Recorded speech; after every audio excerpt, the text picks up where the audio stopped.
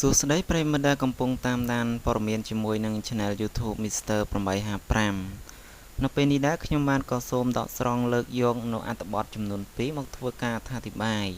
ដែលព័ត៌មានទី1គឺតេតិនទៅនឹងតារាសម្ដែងតៃវ៉ាន់ Calvin Chen និង Johnny Thiessen ស្នេហ៍ចាស់រើឡើងម្ដងទៀតតារាសម្ដែងតៃវ៉ាន់Calvin Chen និង Johnny Thiessen ត្រូវបានទទួលរងនៅពាក្យចចាមអារាមថាមានតាក់ទងស្នេហាមានតាក់ទងស្រឡាញ់គ្នាតាំងពីឆ្នាំ2009មកម្លេះបន្ទាប់ពីសម្ដែងរួមគ្នាក្នុងរឿង Love Buffet ដំបូងឡើយមហាជនគិតថាព័ត៌មានស្នេហារបស់អ្នកទាំងពីរ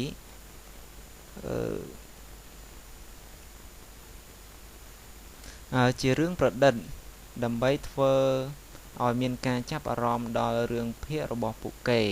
ប៉ុន្តែក្នុងឆ្នាំ2011ជូនីក៏បានចេញមុខបកស្រាយ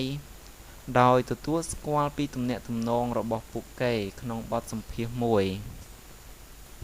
ក្រោយមកទំនាក់ទំនងរបស់ពួកគេហាក់មានភាពសោះកក្រោះ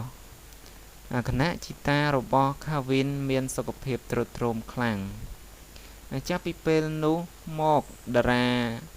ប្រុសស្រីទាំងពីរក៏បាននិយាយថាពួកគេត្រឹមតែជាមិត្តភក្តិល្អនឹងគ្នាតែប៉ុណ្ណោះជាមួយគ្នានោះតារាប្រុសវ័យ36ឆ្នាំរូបនេះក៏បានបញ្ជាក់ថា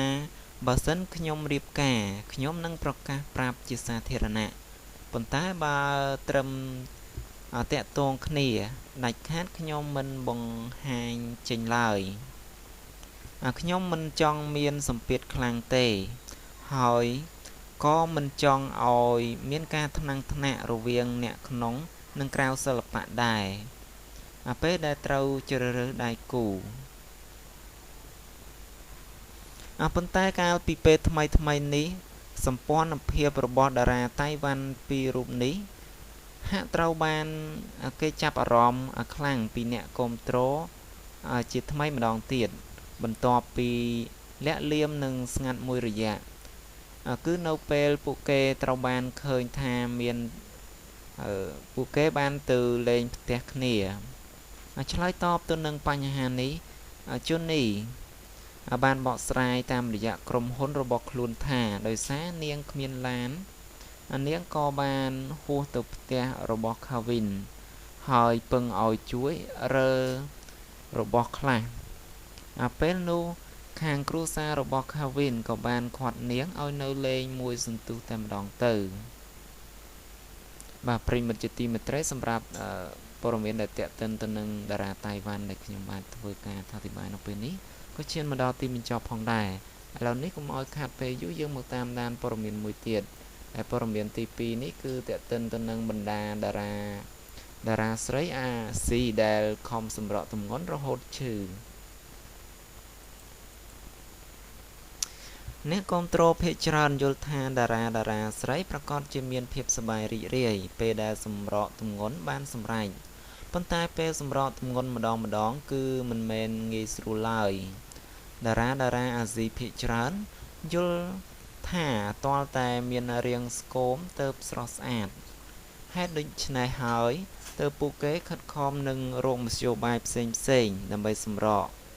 ដែលពេលខ្លះដល់ថ្នាក់មានបញ្ហាសុខភាពផងដែរខាងក្រោមនេះជាតារាដែលធ្លាប់សម្រក់ទម្ងន់រហូតដល់ធ្លាក់ខ្លួនឈឺទី1គាត់មានឈ្មោះថា Lee Dahe បាទនេះគឺជារូបថតរបស់ Lee Dahe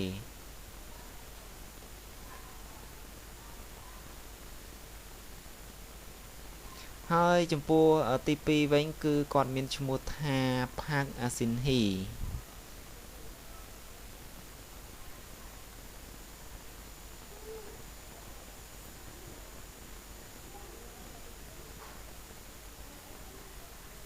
ហើយទី3នេះគាត់មានឈ្មោះថា Susie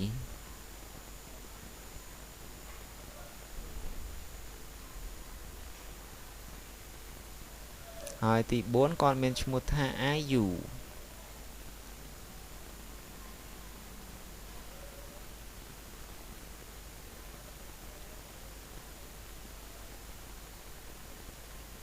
ទី5គាត់មានឈ្មោះថា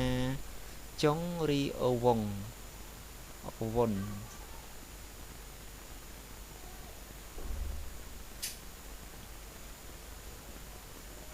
ទី6គាត់មានឈ្មោះថា Taffany Teng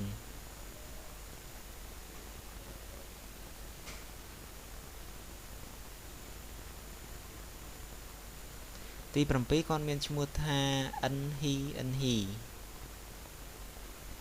នេះកាលរូបគាត់កាលពីគាត់ថតហើយនេះពេលដែលគាត់សម្រកទម្ងន់បាន